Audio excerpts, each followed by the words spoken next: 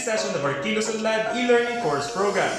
This discussion will center on the social welfare and development indicators, or the SWDI. This session is still part of KU phase-in stage under the assessment and analysis component. Now, we will discuss the primary way of assessing the level of well-being of household beneficiaries in the Kilos-Unlad 4P 7-year program for the beneficiaries through the social welfare and development indicators. Before we dive in, here are our session objectives. Number 1, locate the SWDI in the KU framework and discuss its context. Number 2, introduce the SWDI, the levels of well-being and SWDI score. Number 3, review the two major components of SWDI. Number 4, summarize SWDI documents and describe the interview and data gathering process. And number 5, come up with a SWDI assessment based on the sample case. In the IRR of RA 11310, social case management refers to a process used by the department to enable the household beneficiaries to improve their functioning by dealing with their difficulties, specifically in complying with the terms of the program. It shall refer to a mutually agreed process of assessing, planning, managing, coordinating, and advocating for services and other interventions towards improving the well-being of households using the SWDI and other related tools. In the assessment process, the SWDI is used to determine the level of well-being of 4P's beneficiaries as primary basis in providing appropriate interventions. SWDI is used to assess the needs and conditions of the family as part of KU phase-in stage. It is a complementary tool of the Family Risk and Vulnerability Assessment tool, which will be discussed in the next session. The SWDI was developed in 2014 for assessing Pantawid Pamilya beneficiaries in order to first, determine and monitor the progress of the family's well-being, and second, to facilitate grassroots case management. This tool measures the progress of upliftment through 3 levels of family well-being. These are as follows: Level 1 survival, Level 2 subsistence, and Level 3 self-sufficiency. Well-being was defined by 2 major indicators: economic sufficiency and social advocacy. A score matrix is used to determine the level of well-being of a client or household by getting the average of the actual scores of the indicators.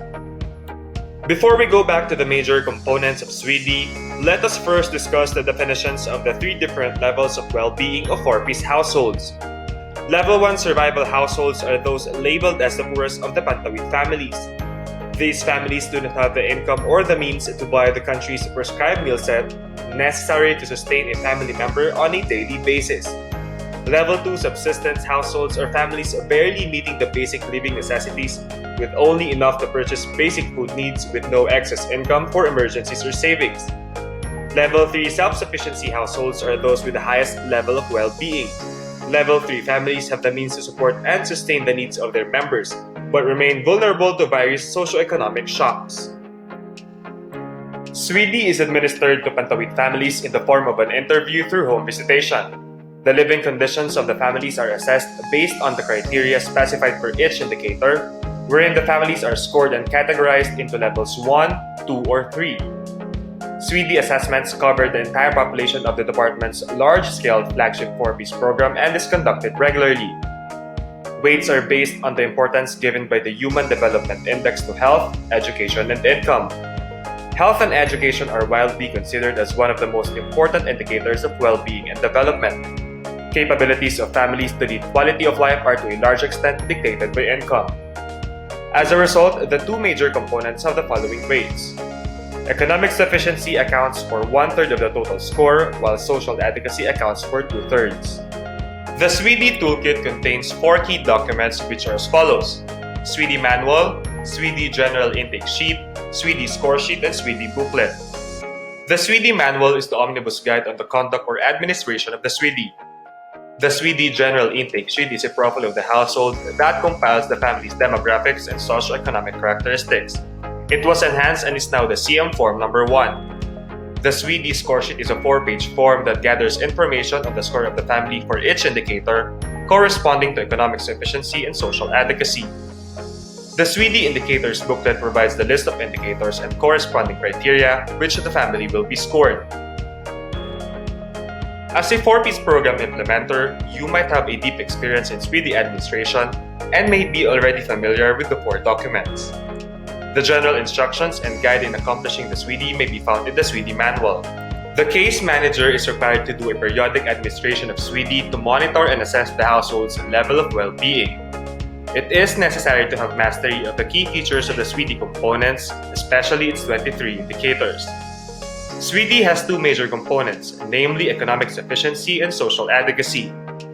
Economic sufficiency is measured through four subcomponents, namely employment, employable skills, income, and social security and access to financial institutions.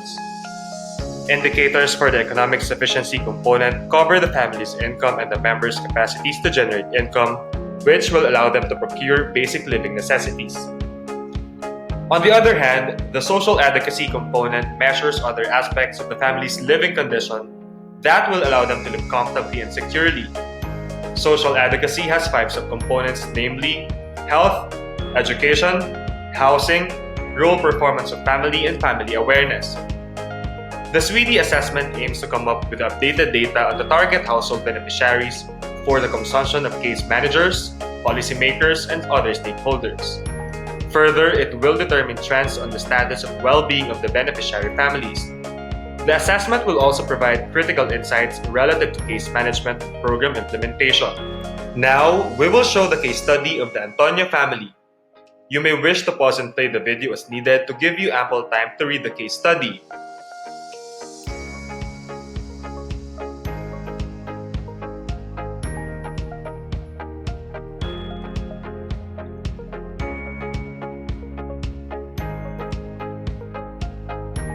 As mentioned, the Antonio family score was Level 2 Subsistence during the 2019 SWDI assessment. At this juncture, we will now have a short game to practice indicator scoring. The case study mentions that the Antonio family lives in a 20 square foot bungalow house made of concrete and light materials. Assuming that their home looked like this, how would you score the Antonio family for the indicator of the construction materials of the outer walls?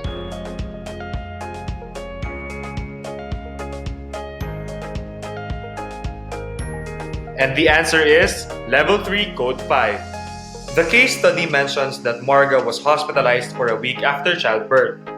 Assuming that Marga was hospitalized 4 months ago and has been the only family member to be hospitalized, how would you score the Antonio family in the indicator for health condition and availment of health services?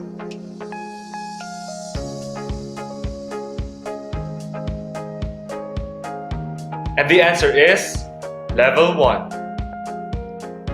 We hope this discussion and two examples gave you a better appreciation of the SWDI assessment. Thank you for joining us in this session.